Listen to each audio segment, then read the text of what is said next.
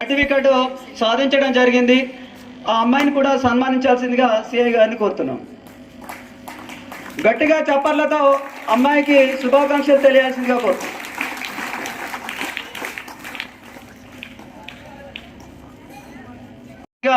సన్మానించాల్సిందిగా కోరుతున్నాం.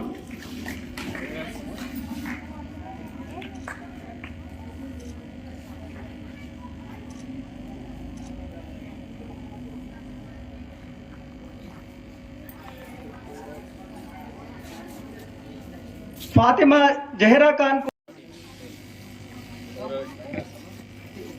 Coding decoding project పైన ఈ అమ్మాయికి బహుమతి రావడం జరిగింది. సనా ఖాన్కి వేదిక తరపున కృతజ్ఞతలు తెలియజేస్తున్నాం.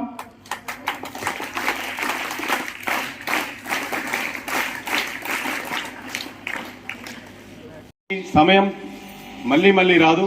ఉన్న దాంట్లో చదువుకోవాలి, ఆడుకోవాలి, అల్లరి చేయాలి, అన్నీ ఉండాలి. దాంతోపాటు మంచి పేరు తెచ్చుకోవాలి. మీ తల్లిదండ్రుల పేర్లు, మీరు టీచర్స్ల పేరు అందరు కూడా నిలబెట్టాలని కోరుకుంటూ, ఇదే విధంగా మనము 2 days బ్యాక్ మనము ఒకటి మారక ద్రవ్యాల గురించి ఒకటి cyber crimes and narcotic drugs, cyber crimes గురించి చెప్పలేదు, నార్కోటిక్ డ్రగ్స్ గురించి చెప్పాము, మాదక ద్రవ్యాల నిర్మూలన గురించి చెప్పాము. దాంతోపాటు ఓన్లీ 10th class పిల్లలకు చెప్పాము. అంటే నార్కోటిక్ డ్రగ్స్ అంటే ఏంటిది, అది ఎందుకోసం చెప్పారు కొంచెం డీటెయిల్గా చెప్పడం జరిగింది. కాకపోతే ఏంటంటే మనకు చాలా మంది మీ అందరికీ అలవాటు ఏంటంటే ఏదైతే మాదక ద్రవ్యాలు అనేటివి మనము only scientific reasons point of వ్యూలో తయారు చేయడం జరిగింది.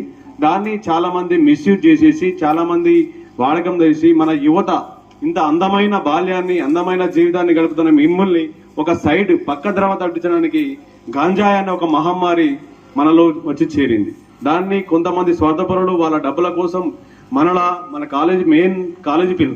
కాలేజీ పిల్లలను, అదే హైదరాబాద్ లాంటి మెట్రోపాలిటన్ సిటీలలో స్కూల్ పిల్లలకు కూడా, school 8th class 9th class పిల్లలకు కూడా వాళ్ళ దరి జరిగింది, వాళ్ళ జీవితాలను నాశనం చేస్తుంది. కాబట్టి మనము అలాంటి వాటి మీద అవగాహన ఖచ్చితంగా ఉండాలి.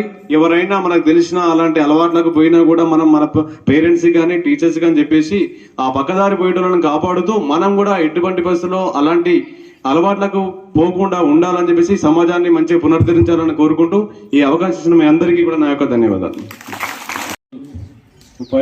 ఉపాధ్యాయులకు మరియు అమ్మఒడి చైర్మన్ రాణి గారికి మరియు ప్రియమైన విద్యార్థులకు అందరికీ కూడా 78వ సంవత్సర స్వతంత్ర దినోత్సవ శుభాకాంక్షలు. ఈరోజు చాలా సంతోషం ఉంది. స్టూడెంట్స్ లైఫ్ అనేది చాలా ఎగ్జైట్మెంట్, ఆనందం, బాధ అన్నీ కలిసి ఉండే ఒక రకమైన జీవితం అది. దాన్ని చూస్తే మీ అందరిని చూస్తుంటే మా బాల్యం గుర్తుకొస్తుంది. అప్పుడు మేము స్కూల్లో ఈ విధంగా ఎప్పుడు చూసినా, ఏ స్కూల్ పిల్లలను చూసినా కూడా ప్రతి ఒక్కరికి గుర్తొచ్చేది అదే. మేము స్కూల్ అయిపోయిన తర్వాత మళ్ళీ స్కూల్లో టీచింగ్ అంటే నాకు చాలా ఇష్టం. అందుకే MSc ఫిజిక్స్ చేశాను ఉస్మానియాలో. తర్వాత టీచింగ్ సైడ్ వెళ్ళాను, లెక్చరర్గా పనిచేశాను. అందుకే టీచర్స్ చూసినా, పిల్లలను చూసినా నాకు ఎప్పుడు కూడా చాలా ఆనందంగా అనిపిస్తుంది, గర్వంగా ఫీల్ అవుతాను. ఎందుకంటే చాలా బాగుంటుంది ఆ లైఫ్ అనేది. తప్పు ప్రేమ చూపించడానికి తల్లిదండ్రులు ఉంటారు, తప్పు చెప్పడానికి టీచర్స్ ఉంటారు,